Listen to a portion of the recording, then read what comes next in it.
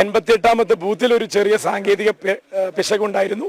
Mock Paul 50 എണ്ണം ചെയ്ത ശേഷം ഡിസ്പ്ലേ യൂണിറ്റിലെ ടോട്ടൽ കൗണ്ട് 0 ആക്കി റീസെറ്റ് ചെയ്ത ശേഷം ആദ്യത്തെ വോട്ട് കാസ്റ്റ് ചെയ്യാൻ വേണ്ടി ഡിസ്പ്ലേ യൂണിറ്റ് ഓൺ ആക്കുമ്പോൾ, അതായത് ആദ്യത്തെ 50 മോക്ക് പോൾ ചെയ്തപ്പോഴും VVPAT കൃത്യമായിരുന്നു, എല്ലാം ശരിയായിരുന്നു. അപ്പോൾ VVPATലെ ബാറ്ററി എറർ എന്ന് കാണിക്കുന്നുണ്ടായിരുന്നു.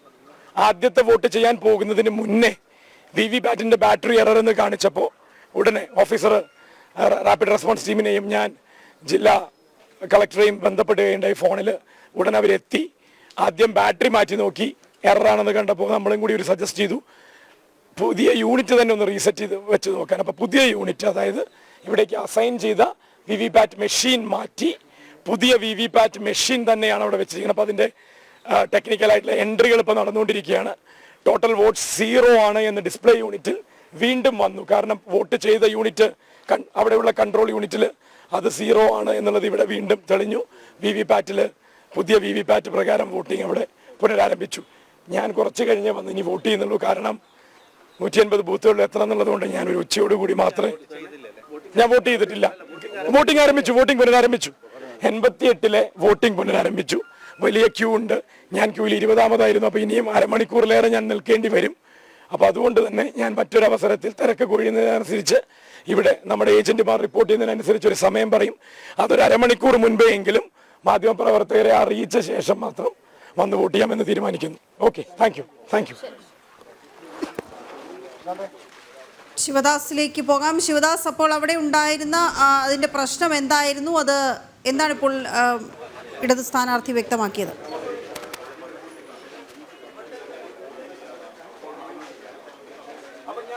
അതായത് വീണ മോക്ക് പോളിംഗ് ആരംഭിച്ച സമയത്ത് ഇവിടെ VVPAT മെഷീന് വലിയ സാങ്കേതിക പ്രശ്നങ്ങൾ ഉണ്ടായിരുന്നില്ല. 50 മോക്ക് പോൾ വോട്ട് ചെയ്തിരുന്നു. അതിനുശേഷം സാധാരണ രീതിയിൽ മറ്റ് പോളിംഗ് 7 മണിക്ക് പോളിംഗ് ആരംഭിച്ചപ്പോഴാണ് അതിൻ്റെ ഡിസ്പ്ലേ തെളിയാത്ത ഒരു പ്രശ്നമാണ് അദ്ദേഹം പറഞ്ഞത്. അതായത് ബാറ്ററിയുമായി ബന്ധപ്പെട്ടുള്ള പ്രശ്നമാണ്. പിന്നീട് പുതിയ ബാറ്ററി അതിന് വെച്ചപ്പോഴും അത്തരത്തിലുള്ള സാങ്കേതിക പ്രശ്നങ്ങൾ ഉണ്ടായിരുന്നു.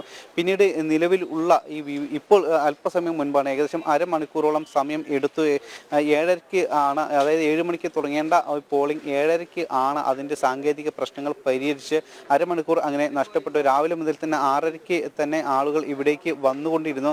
അങ്ങനെ വലിയൊരു ക്യൂ രാവിലെ തന്നെ ആയിരുന്നു. അതായത് രാവിലെ പെട്ടെന്ന് ജോലിക്ക് പോകേണ്ട ആളുകളും അതോടൊപ്പം തന്നെ പെട്ടെന്ന് അത്യാവശ്യ കാര്യങ്ങൾക്ക് വേണ്ടി പോകേണ്ട ആളുകളും എല്ലാം തന്നെയാണ് നേരത്തെ ഇവിടേക്ക് എത്തിയത്.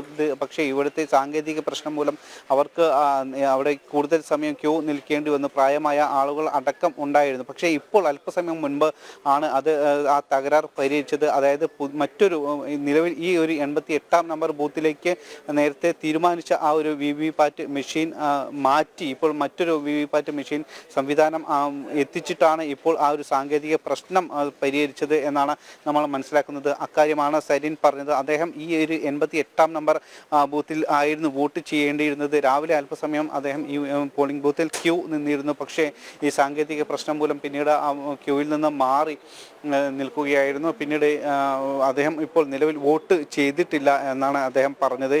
കാരണം ഇപ്പോൾ വലിയൊരു തിരക്കായി, അത്യാവശ്യം വലിയൊരു തിരക്കായി മാറിയിട്ടുണ്ട്. അതുകൊണ്ട് തന്നെ തിരക്ക് ഒഴിഞ്ഞ ഒരു സമയത്ത് വന്ന് വോട്ട് ചെയ്യാം എന്നാണ് പറയുന്നത്. ഇപ്പോൾ അത്തരത്തിൽ ചെറിയൊരു സാങ്കേതിക പ്രശ്നമാണ് ഉണ്ടായിരുന്നത്. പക്ഷേ ഏകദേശം അരമണിക്കൂറോളം എടുത്തിട്ടാണ് ഇപ്പോൾ അത് ആ ഒരു പ്രശ്നം പരിഹരിച്ചിട്ടുള്ളത്. ഇപ്പോഴും ഒരു വലിയ ക്യൂ നമുക്ക് ഇവിടെ ഈ ഒരു പോളിംഗ് ബൂത്തിൽ നമുക്ക് കാണാൻ കഴിയും. ഈ ഒരു സ്കൂളിൽ, ട്രൂ ലൈൻ പബ്ലിക് സ്കൂളിൽ 2 ബൂത്തുകളാണ് സജ്ജീകരിച്ചിട്ടുള്ളത്. രണ്ടും തൊട്ടടുത്തുള്ള ബൂത്തുകളാണ്. 88, 89 നമ്പർ ബൂത്തുകൾ. 89ാം നമ്പർ ബൂത്തിൽ സാധാരണ രീതിയിൽ 7 മണിക്ക് തന്നെ കൃത്യമായി തന്നെ അവിടെ പോളിംഗ് ആരംഭിച്ച് കഴിഞ്ഞിട്ടുണ്ട്. ഇപ്പോൾ ഈ 88ാം നമ്പർ ബൂത്തിലാണ് ഈ സാങ്കേതിക പ്രശ്നം ഉണ്ടായത്. അരമണിക്കൂർ വൈകി അത് പരിഹരിക്കാൻ. അത്തരത്തിൽ ചെറിയ സാങ്കേതിക പ്രശ്നങ്ങൾ പലയിടങ്ങളിലും റിപ്പോർട്ട് ചെയ്യുന്നുണ്ട്. 2 എഞ്ചിനീയർമാരാണ് നിലവിൽ അത് പരിഹരിക്കാൻ വേണ്ടിയിട്ടുള്ളത്. ഏകദേശം 2 ലക്ഷത്തോളം വോട്ടർമാരാണ് ഈ മണ്ഡലത്തിൽ ആകെ ഉള്ളത്. അതിൽ തന്നെ ഏറ്റവും കൂടുതൽ സ്ത്രീ വോട്ടർമാരാണ് ഉള്ളത് എന്നതും ഈ പ്രത്യേകത തന്നെയാണ്. എന്തായാലും ശക്തമായ രീതിയിലുള്ള പ്രചാരണ പ്രവർത്തനങ്ങൾ തന്നെയാണ് ഈ മുന്നണി സ്ഥാനാർത്ഥികളെല്ലാം തന്നെ നടത്തിയിട്ടുള്ളത്. അതുകൊണ്ട് തന്നെ വിജയപ്രതീക്ഷ തന്നെയാണ് ഇപ്പോൾ സരിനും ഇപ്പോൾ മാധ്യമങ്ങൾക്ക് മുൻപിൽ പങ്കുവച്ചത്. വലിയ പ്രതീക്ഷ തന്നെയാണ് ഉള്ളത് എന്ന് ഈ അവസാന നിമിഷത്തിലും അദ്ദേഹം പങ്കുവച്ചു. പിന്നെ ഇപ്പോൾ ഇപ്പോൾ വോട്ട് ചെയ്യാൻ കഴിയാതെ അദ്ദേഹം മടങ്ങിയും, കാരണം മറ്റ് ബൂത്തുകളിലേക്ക് എല്ലാം തന്നെ പോകേണ്ടതുണ്ട്. അതുകൊണ്ട് തന്നെ ഇനി ഇവിടെ തിരക്ക് കുറയുന്ന ഒരു അവസരത്തിൽ വന്ന് വോട്ട് ചെയ്യാം എന്ന് പറഞ്ഞുകൊണ്ടാണ് അദ്ദേഹം ഇവിടെ നിന്നും പോയത്. ഇപ്പോഴും ആളുകൾ ഇങ്ങോട്ട് ഈ ബൂത്തിലേക്ക് വന്നുകൊണ്ടിരിക്കുന്ന ഒരു ദൃശ്യങ്ങളും കാഴ്ചകളും തന്നെയാണ് നമുക്ക് കാണാൻ കഴിയുന്നത്. ബൂത്തുകളിലെല്ലാം തന്നെ ആവശ്യത്തിനുള്ള ക്രമീകരണങ്ങളെല്ലാം തന്നെ ഏർപ്പെടുത്തിയിട്ടുണ്ട്.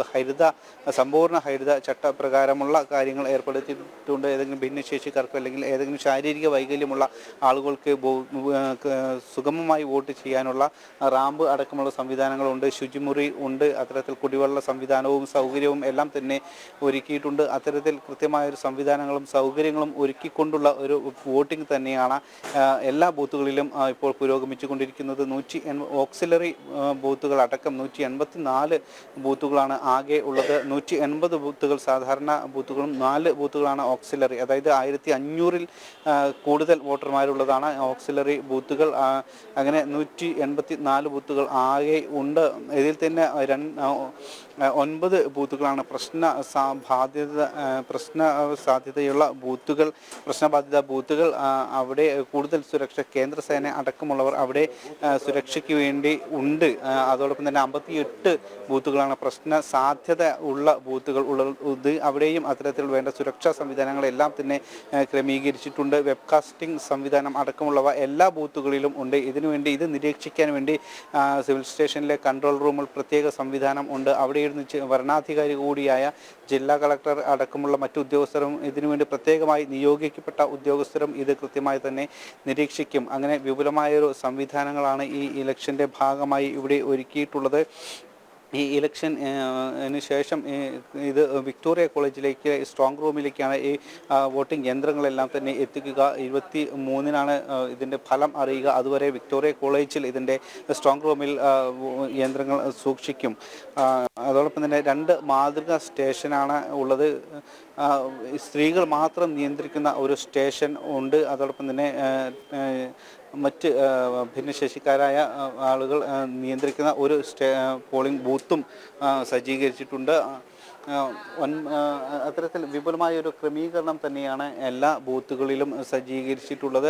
നമുക്കറിയാം, ഇതിൻ്റെ ഒരു രാഷ്ട്രീയ പശ്ചാത്തലം കൂടി നമ്മൾ പരിശോധിക്കുമ്പോൾ വളരെ ശക്തമായ രീതിയിലുള്ള പ്രചാരണങ്ങൾ തന്നെയാണ് 3 പ്രധാന മുന്നണികളും നടത്തിയിട്ടുള്ളത്. 10 സ്ഥാനാർത്ഥികളാണ് മത്സരരംഗത്ത് ആകെ ഉള്ളത്. അതിൽ തന്നെ UDF-ഉം LDF-ഉം NDA-യും അടങ്ങുന്ന ഈ 3 പ്രധാന മുന്നണി സ്ഥാനാർത്ഥികളാണ് ഒരു വിജയപ്രതീക്ഷയുമായി ഇപ്പോൾ അവർ മാധ്യമങ്ങളോടക്കം പങ്കുവച്ചിട്ടുള്ളത്.